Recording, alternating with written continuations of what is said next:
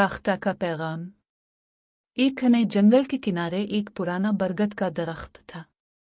इस दरख्त की सबसे ऊंची शाख पर एक नाजुक सी फाख्ता रहती थी जिसका नाम नीलोफर था। इसके पर हल्के भूरे रंग के, आंखों में चमक और आवाज में नरमी थी। वो हर सुबह मीठे गीत गाती, जंगल के दूसरे परिंदों को जगाती और सबको खुश रखती। नीलोफर को अमन, मोहब्बत और दोस्ती बहुत अजीज थी। वो अक्सर कहती, अगर दुनिया में सब जानदार एक दूसरे से मोहब्बत करें तो कोई दुख बाकी ना रहे। एक दिन नीलोफर ने देखा कि जंगल के नीचे कुछ शिकारी जाल बिछा रहे हैं।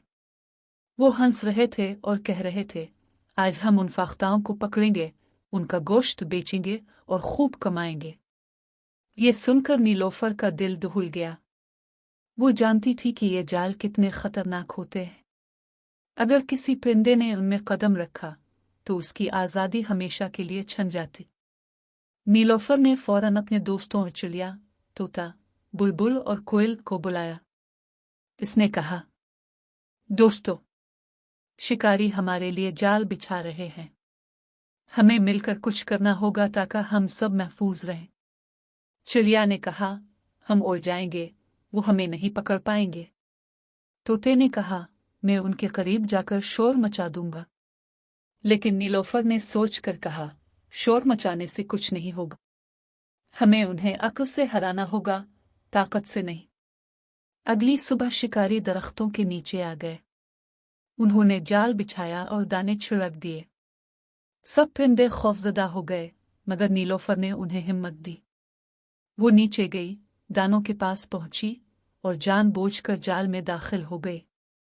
बाकी परिंदे हैरान रह गए, मगर नीलोफर ने आहिस्ता से इशारा किया, मेरी बात पर भरोसा करो।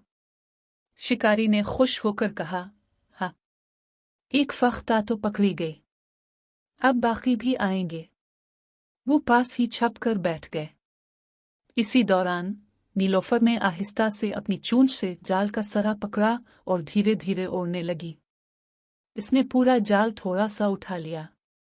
दूसरे परिंदे फौरन नीचे उतरे और सबने मिलकर अपने पैरों की ताकत से जाल को आसमान की तरफ उठा दिया।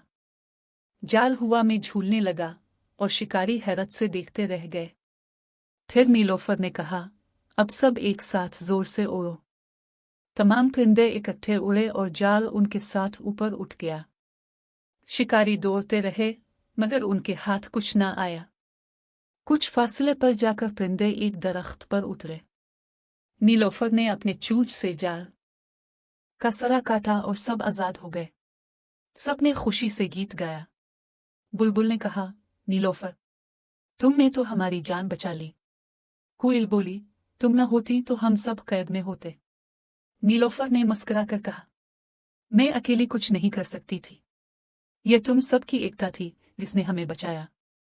याद रखो, जब हम साथ होते हैं तो दुनिया की कोई ताकत हमें नुकसान नहीं पहुंचा सकती।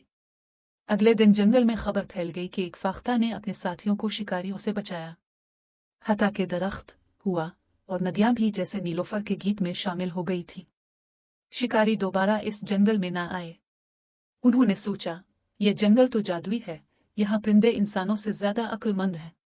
वक्त गुजरता गया। नीलोफर अब जंगल की सबसे मोहतरम फाख्ता बन गई। सब परिंदे इससे मशवरा लेते और वो हमेशा यही कहती, दोस्ती और अक्ल तलवार से ज्यादा ताकतवर है।